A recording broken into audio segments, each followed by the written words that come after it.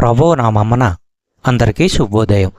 ఈరోజు దేవుని వాగ్దానము ఏమనగా యెషయా గ్రంథము 58వ అధ్యాయము 9వ వచనము.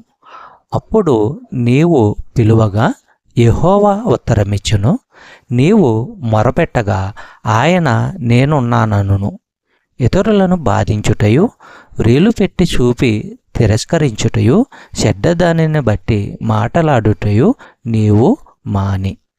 సహోదరి సహోదరులారా, యెషయా ప్రవక్త తెలియజేస్తున్న సంగతులు ఏమిటంటే, నీవు ఎప్పుడైతే ఇతరులను అణచివేయడము, వ్రేలు పెట్టి చూపి నిందించడము, మోసంగా మాట్లాడడము నీవు మానుకుంటే అప్పుడే దేవుడైన యెహోవా నీ ప్రార్థనకు జవాబిస్తాడు, నీకు సహాయం చేస్తాడు.